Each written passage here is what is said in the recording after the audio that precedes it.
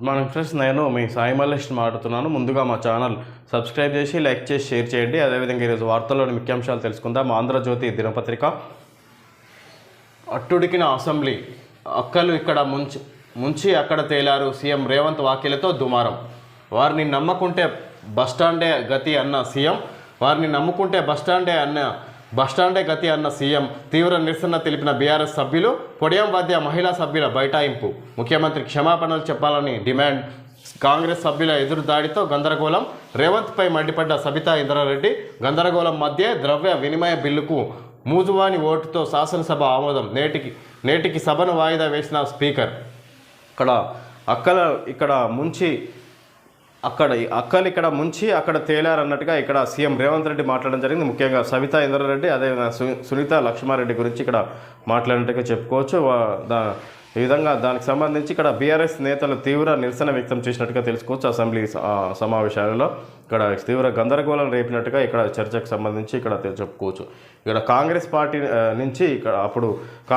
Party నుంచి ప్రతిపక్షంలో ఉన్నప్పుడు కాంగ్రెస్ పార్టీ నుంచి బీఆర్ఎస్లో చేరిన సందర్భంగా ఇక్కడ కాంగ్రెస్ పార్టీకి ప్రతిపక్ష హోదా లేకుండా చేసిరా అన్నట్టుగా సబితా ఇంద్రారెడ్డి గురించి ఉద్దేశించి మాట్లాడారు సీఎం రేవంత్ రెడ్డి. ముఖ్యంగా తీవ్ర నిరసన తెలిపిన బీఆర్ఎస్ సభ్యులు. పొడియం వద్ద మహిళా సభ్యుల బైఠాయింపు. ముఖ్యమంత్రి క్షమాపణ చెప్పాలని డిమాండ్. కాంగ్రెస్ సభ్యుల ఎదురుదాడితో గందరగోళం. రాష్ట్రంలో రాజకీయం వేడెక్కింది. శాసనసభ బడ్జెట్ సమావేశాల సాక్షిగా అది బహిర్గతమైంది. సభలో అధికార ప్రతిపక్షాల మధ్య మాటల యుద్ధంగా మారి అసెంబ్లీ అట్టుడికింది. ప్రతిపక్ష బీఆర్ఎస్కు సమాధానం చెప్పే క్రమంలో సీఎం రేవంత్ చేసిన వ్యాఖ్యలు సభలో ప్రకంపనలు సృష్టించాయి. ప్రతిపక్ష సభ్యులు వెల్లోకి వచ్చి నిరసన తెలిపారు. సీఎం అవమానకరంగా మాట్లాడారంటూ బీఆర్ఎస్ ఎమ్మెల్యే సబిత కంటతడి పెట్టారు. సీఎం వ్యాఖ్యలకు నిరసనగా గురువారం రాష్ట్ర వ్యాప్త ఆందోళనకు కేటీఆర్ పిలుపునిచ్చారు. ప్రతిపక్ష నేతల ఆరోపణల్ని అధికార కాంగ్రెస్ నేతలు తిప్పికొట్టారు. మరోవైపు కొందరు ఎమ్మెల్యేల శాసనసభ్యత్వం రద్దవుతుందంటూ సీఎం చేసిన వ్యాఖ్యలు రాజకీయ వర్గాల్లో కొత్త చర్చకు తెరలేపాయి. ఈ విధంగా ఇక్కడ రాష్ట్రంలో రాజకీయం వేడెక్కింది. శాసనసభ బడ్జెట్ సమావేశాల సాక్షిగా అది బహిర్గతమైంది. సభలో అధికార ప్రతిపక్షాల మధ్య మాటల యుద్ధంగా మారి అసెంబ్లీ అట్టుడికింది. ప్రతిపక్ష బీఆర్ఎస్కు సమాధానం చెప్పే క్రమంలో సీఎం రేవంత్ చేసిన వ్యాఖ్యలు సభలో ప్రకంపనలు సృష్టించాయి. ప్రతిపక్ష సభ్యులు వెల్లోకి వచ్చి నిరసనలు తెలిపారు. ఈ విధంగా ఇక్కడ సీఎం అవమానకరంగా మాట్లాడారని ఇక్కడ సబిత ఇక్కడ కంటతడి పెట్టినట్టుగా చెప్పుకోవచ్చు. ఈ విధంగా సభలో బీఆర్ఎస్ నేతలు సీఎం వ్యాఖ్యలకు ఇక్కడ నిరసనలు వ్యక్తం చేసినట్టుగా ఇక్కడ సభ గందరగోళంగా చేసినట్టుగా చెప్పుకోవచ్చు. ఇక్కడ అధికార ప్రతిపక్షాల మధ్య ఇక్కడ తీవ్రమైన చర్చలు జరిగినట్టుగా చెప్పుకోవచ్చు. ఈ సందర్భంగా ఇక్కడ సబిత మమ్మల్ని ముంచి ఇక్కడ బీఆర్ఎస్లో తేలారు అన్నట్టుగా ఇక్కడ ప్రతిపక్ష హోదా లేకుండా చేశారు ఆమె పార్టీ మారడం ద్వారా అన్నట్టుగా ఇక్కడ అప్పటి కాంగ్రెస్ పార్టీ ప్రతిపక్షంలో ఉన్న సందర్భంగా దాన్ని ఉద్దేశించి మాట్లాడుకొచ్చారు ఇక్కడ సీఎం రేవంత్ రెడ్డి. అభయ అస్తమని చెప్పి భస్మాసుర అస్తమయ్యారు. 420 హామీలతో ప్రజలను మోసం చేశారు. రాష్ట్రాన్ని రోగి అనంటే పెట్టుబడులు వస్తాయా?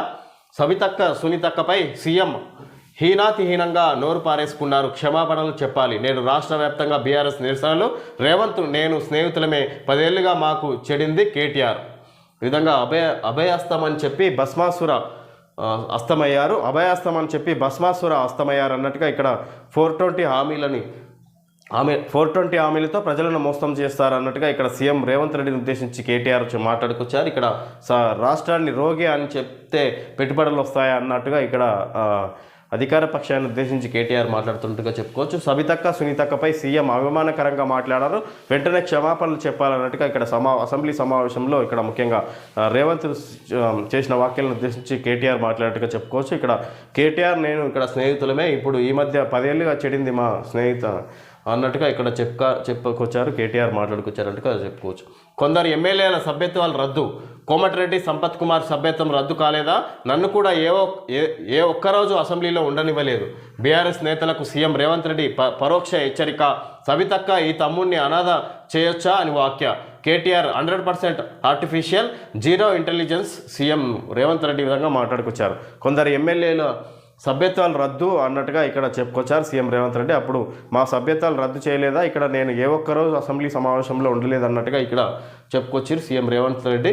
కోమటిరెడ్డి సంపత్ కుమార్ సభ్యత్వం రద్దు కాలేదా అప్పట్లో అన్నట్టుగా ఇక్కడ చెప్పుకొచ్చారు. ఇక్కడ ప్రతిపక్షంలో కాంగ్రెస్ పార్టీ ఉన్న సందర్భంగా కోమటిరెడ్డిది సంపత్ కుమార్ది సభ్యత్వం రద్దు కాలేదా అప్పట్లో అన్నట్టుగా ఇక్కడ నన్ను కూడా ఏ ఒక్కరోజు అసెంబ్లీలో ఉండనివ్వలేదని సీఎం రేవంత్ రెడ్డి అప్పుడు ప్రతిపక్షంలో ఉన్న సందర్భంగా తన విషయాన్ని గుర్తు చేసినట్టుగా చెప్పుకోవచ్చు. బీఆర్ఎస్ నేతలకు సీఎం రేవంత్ రెడ్డి పరోక్ష హెచ్చరిక తెలియజేశారు.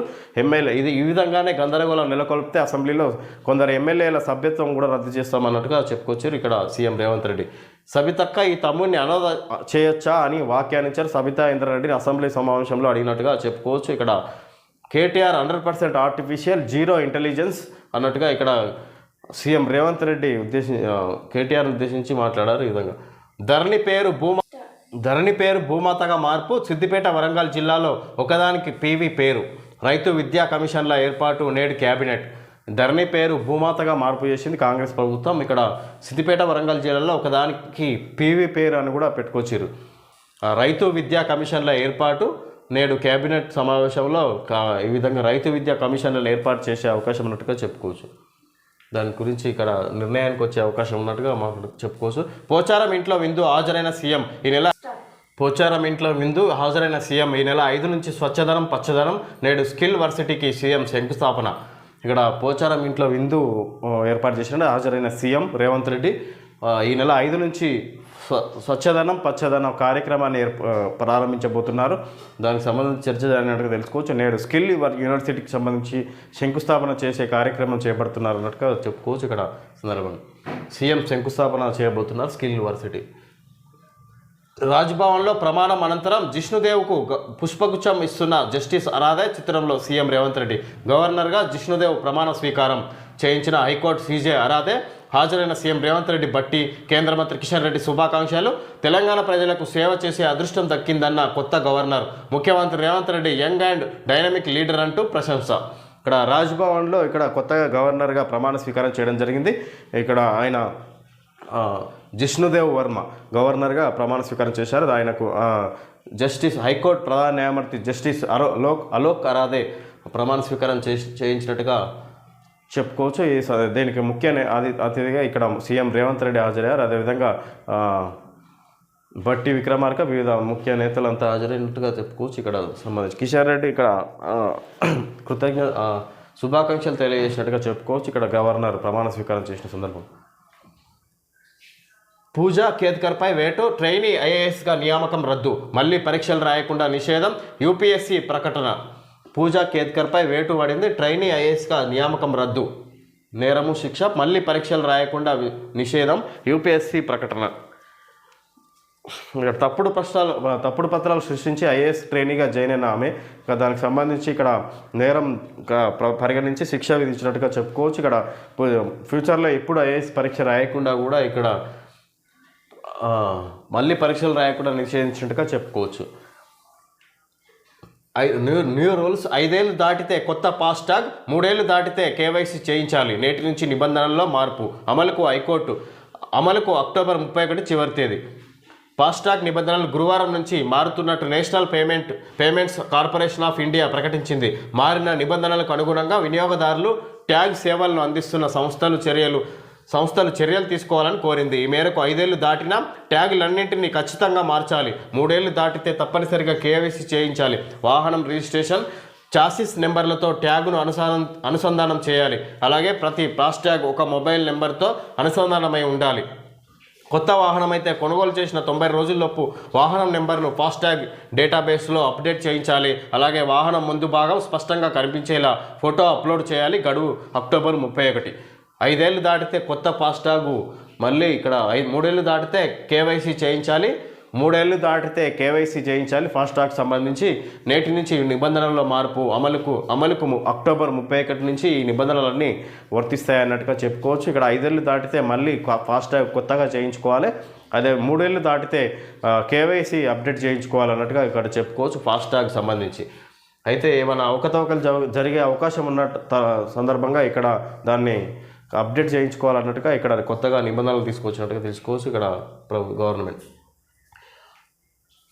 National Payments Corporation of India ప్రకటించింది దాని ఫాస్టాగ్ నిబంధనలను. దానికి సంబంధించి national Payments Corporation of India ఈ నిబంధనలను మార్చినట్టుగా చెప్పుకోవచ్చు. హితవు. జీవిత వైద్య బీమాలపై జీఎస్టీ తొలగించండి. వాటిపై 18% అంటే జీవితంలోని అనిశ్చిత పరిస్థితులపై పన్ను వేయడం లాంటిది. దీనివల్ల ఇన్సూరెన్స్ రంగం వృద్ధికి ఆటంకం. నిర్మలా సీతారామన్కు నితిన్ గడ్కరీ లేఖ. ఇక్కడ జీవిత వైద్య బీమాలపై జిఎస్టీ తొలగించాలన్నట్టుగా ఇక్కడ ఇన్సూరెన్స్ పాలసీకి సంబంధించి ఇక్కడ రంగం వృద్ధికి ఆటంకం, ఇన్సూరెన్స్ రంగం వృద్ధికి ఆటంకం కలుగుతుంది. దానికి సంబంధించి 18% అంటే జీవితంలోని అనిశ్చిత పరిస్థితులపై పన్ను వేయడం లాంటిది. దానికి సంబంధించి ట్యాక్స్ తగ్గించాలన్నట్టుగా ఇక్కడ గడ్కరీ నిర్మలా సీతారామన్కు లేఖ రాసినట్టుగా చెప్పుకోవచ్చు. ఇన్సూరెన్స్కి సంబంధించి సబిత కంటతడి, సీఎం అవమానకరంగా మాట్లాడారు, మహిళలపై ఆయనకు గౌరవం లేదు, శాంతి భద్రతలపై ప్రశ్నించినందుకే మమ్మల్ని టార్గెట్ చేశారు, మీడియా పాయింట్ వద్ద సబిత, ఏ పార్టీలో ఉన్న కమిట్మెంట్తో పనిచేస్తాం, సునీత మహేందర్ రెడ్డి.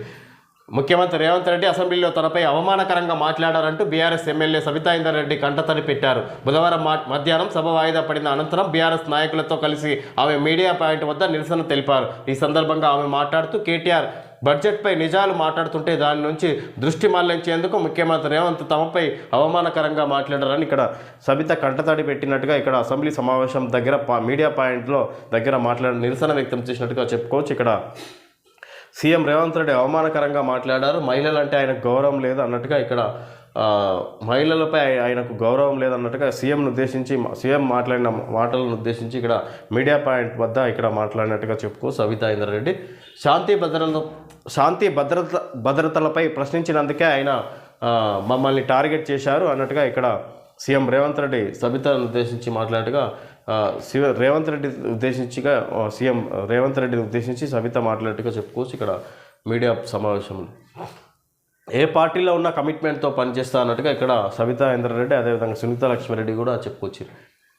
ఎక్కడ చూసినా వయనాడులో మృత్యు విలయ తాండవం, సోఫాలో కూర్చొని మరణించిన ఓ కుటుంబం, పరిగెడుతూ బురదలో ఇరుక్కుని మరికొందరి మృతి, శునకాలు గుర్తించిన మృతదేహాల వెలికితీతకు బండరాళ్ల అడ్డంకులు, భారీ వర్షాలతో మరిన్ని ఆటంకాలు, 1000 మందిని కాపాడిన సైన్యం, వారం క్రితమే హెచ్చరించాం అమిత్ షా, అంతా అబద్ధం, రాజకీయాలకు సమయం కాదు, కేరళ సీఎం పినరయి. ఇక్కడ ఎక్కడ చూసినా వయనాడులో మృత్యు విలయ తాండవం, ఇక్కడ ఘోరం జరిగిందని చెప్పుకోవచ్చు. ఇక్కడ భారీ వర్షాల కారణంగా కొండ చర్యలు విరిగి పడడంతో పరిసర ప్రాంతాల్లోని గ్రామాలన్నీ ఇక్కడ కొట్టుకుపోయినట్టుగా చెప్పుకోవచ్చు. అక్కడ 270కి పెరిగిన మృతుల సంఖ్య విషాదమే అన్నట్టుగా ఇక్కడ ఇవ్వడం జరిగింది. ఇక్కడ 240 మందికి పైగా గల్లంతు, 270 మంది మృతి చెందినట్టుగా చెప్పుకోవచ్చు. ఇక్కడ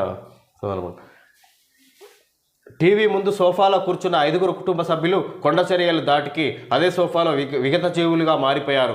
భారీ వర్షం చలిని తాళలేక 2-3 బెడ్షీట్లు కప్పుకొని పడుకున్న వారు ఆ దుప్పట్ల కిందే మృతదేహాలుగా కనిపించారు. కొండ చర్యలు పెలపెల విరిగి పడుతున్న శబ్దాలు విని బయటకు పరుగులు తీయాలనే ప్రయత్నంలో ఉన్నవారు అదే భంగిమలో బురదలో కూరుకుపోయి చనిపోయారు.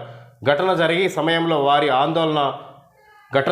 సమయంలో వారి ఆందోళన భయాన్ని, నిస్సహాయతను స్పష్టంగా చెబుతున్నాయా అన్నట్టుగా ఉన్న ఆ మృతదేహాల కళ్ళు ఇవి. కొండ చర్యలు బీభత్సం సృష్టించిన కేరళలోని వయనాడు జిల్లా ముండక్కై చురల్మలలో సహాయక సిబ్బందికి బుధవారం ఈ ఘటనలు చూసిరంటే ఇక్కడ కొండ చర్యలు అవన్నీ బురదలను అంతా తీస్తుంటే అక్కడ ఇంట్లో నుంచి కొండ చర్యల సౌండ్కు బయటికి పరిగెడుతుంటే అవన్నీ ఒక్కసారిగా వచ్చి ఆ పరిగెడుతున్న వారిపై పడి అదే అక్కడికక్కడే అట్లనే నిలబడి చనిపోయినట్టుగా తెలుసుకోవచ్చు. వాళ్ళ చిత్రాలన్నీ ఇక్కడ ఆ భయం అంతా ఇక్కడ వాళ్ళ కళ్ళలో కనపెడుతున్నది అన్నట్టుగా ఇక్కడ సిబ్బంది వాళ్ళని బయటికి తీస్తున్న సమయంలో అవన్నీ కనిపిస్తున్నాయి అన్నట్టుగా చెప్పుకొచ్చి ఇక్కడ సందర్భం.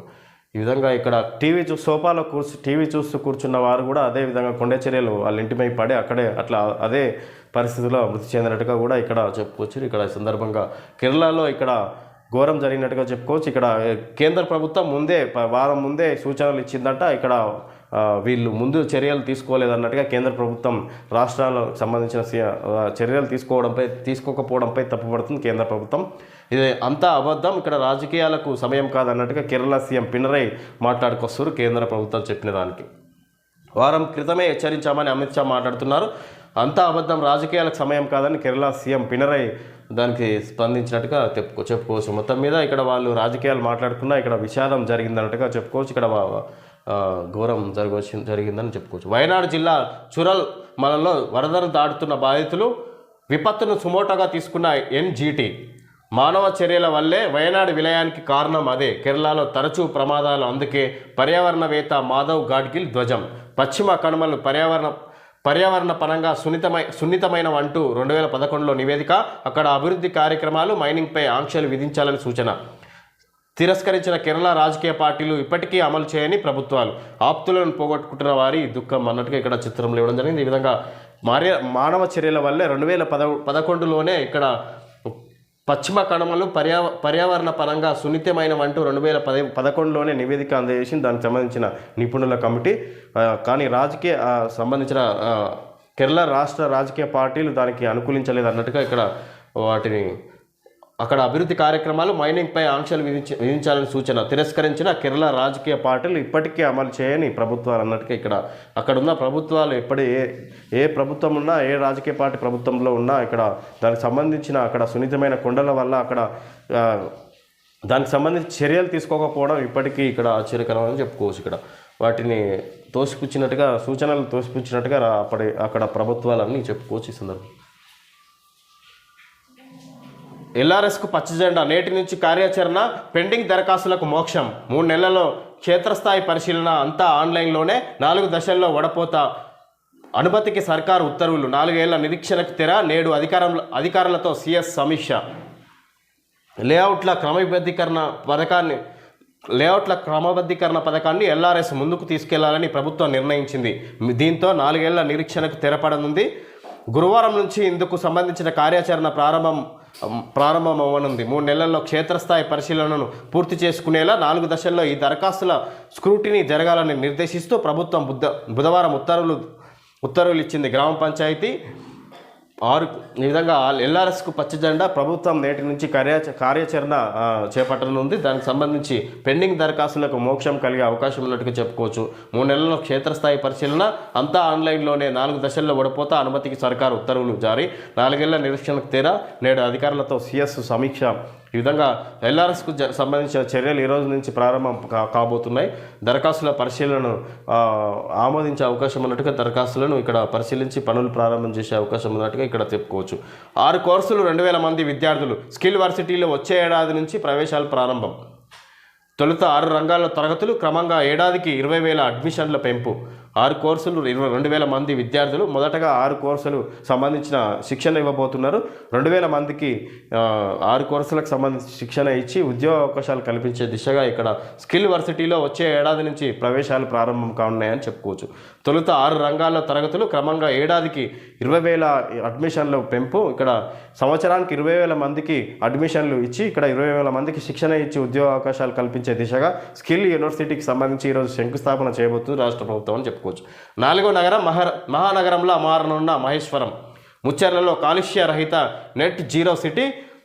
శంషాబాద్ నుంచి మెట్రో. 1000 ఎకరాల్లో ఐటీ కంపెనీలు. పర్యాటకం, విద్య, ఆరోగ్యం, ఏఐ హబ్గా తీర్చిదిద్దే యత్నం. విదేశీ కంపెనీలను ఆకర్షించే దిశగా సర్కారు చర్యలు. మహేశ్వరం నియోజకవర్గానికి మహర్దశ పట్టనుంది. రంగారెడ్డి జిల్లాలోని ఈ నియోజకవర్గంపై రాష్ట్ర ప్రభుత్వం ప్రత్యేకంగా దృష్టి సారించింది. ముచ్చెర్లలో ఫార్మాసిటీ కోసం గతంలో సేకరించిన 12,000 ఎకరాలకు పైగా భూమిలో కాలుష్యరహిత నెట్ జీరో సిటీ ఏర్పాటుకు సన్నాహాలు చేస్తుంది. ఇందులో పలు కాలుష్యరహిత కంపెనీలను ఏర్పాటు చేయనుంది. సాఫ్ట్వేర్, హార్డ్వేర్ కంపెనీలు ఏర్పాటు కానున్నాయి. ఇక మహేశ్వరం చుట్టుపక్కల ఇక్కడ మహేశ్వరం శంషాబాద్ నుంచి మెట్రో 1000 ఎకరాల ఐటీ కంపెనీలు. మహేశ్వరం 4వ నగరంగా మహానగరంలో మారనున్న మహేశ్వరం అన్నట్టుగా ఇక్కడ చెప్పుకోవచ్చు. ఇక్కడ మహేశ్వరం నియోజకవర్గానికి మహర్దశ పట్టనుంది. అక్కడ పర్యావరణ సంబంధించి ఇక్కడ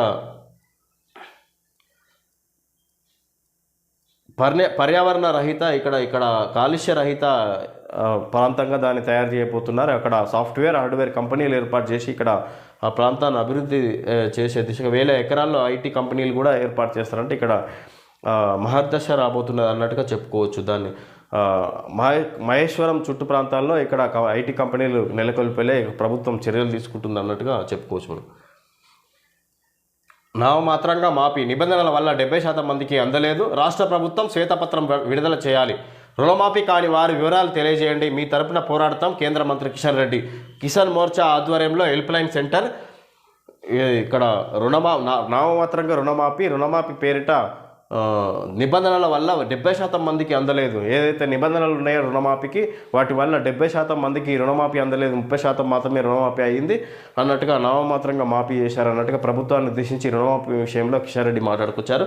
రాష్ట్ర ప్రభుత్వం శ్వేతపత్రం విడుదల చేయాలి, రుణమాఫీ కాని వారు వివరాలు తెలియజేయండి, మీ తరపున మేము కొట్లాడదామని కిషన్ రెడ్డి కేంద్ర మంత్రి ఈ విధంగా మాట్లాడుకొచ్చారు మీడియా సమావేశంలో. కిసాన్ మోర్చా ఆధ్వర్యంలో హెల్ప్ లైన్ సెంటర్ కూడా ఏర్పాటు చేస్తారట. రాజ్యసభలో బీజేపీ విప్గా లక్ష్మణ్ ప్రకటించిన బీజేపీ పార్లమెంటరీ పార్టీ. బీజేపీ నేత లక్ష్మణ్కు రాజ్యసభలో బీజేపీ విప్గా ఇక్కడ ప్రకటించిన బీజేపీ కేంద్ర పార్లమెంటరీ పార్టీ అన్నట్టుగా చెప్పుకోవచ్చు. ఆయనని కేంద్ర ప్రభుత్వం బీజేపీ పార్లమెంటరీ విప్గా నియమించినట్టుగా చెప్పుకోవచ్చు. ఇక్కడ లక్ష్మణ్ యూపీఎస్సీ చైర్పర్సన్గా Preeti Sudan 1983 batch AP cadre IAS. UPSC చైర్పర్సన్గా ప్రీతి సుదన్ను నియమించారు. 1983 బ్యాచ్ ఏపీ క్యాడర్ ఐఏఎస్ నియామకం 1983లో ఐఏఎస్గా ఎంపికైంది. ఈమె ఏపీ క్యాడర్ ఐఏఎస్గా ఆమెను యూపీఎస్సీ చైర్పర్సన్గా నియమించింది ప్రభుత్వం అని చెప్పుకోవచ్చు. ఆరాని చిచ్చు హమాస్ చీఫ్ హానియా హతం, హెజ్బొల్లా కమాండర్ శుక్ర్ కూడా ఇజ్రాయెల్ పనేనన్న హమాస్, ప్రతీకారం తప్పదన్న హెచ్చరిక. ఇజ్రాయెల్ దాడిలో ఇక్కడ హమాస్ అగ్రనేత హతమందిరు. ఇక్కడ దానికి సంబంధించి ఈ ప్రతిచర్య తప్పదన్నట్టుగా ఇక్కడ హానియా సంబంధించి హమాస్ సంబంధించి రిటర్న్ వాళ్ళు సమాచారం అందించినట్టుగా చెప్పుకోవచ్చు. ఇక్కడ ప్రతీకారం తప్పదని హెచ్చరిక జారీ చేసినట్టుగా తెలుసుకోవచ్చు. ఈ ఫ్రెండ్స్ ఈరోజు వార్తలోని ముఖ్యాంశాలు చెప్పుకోవడం జరిగింది. Thank you friends.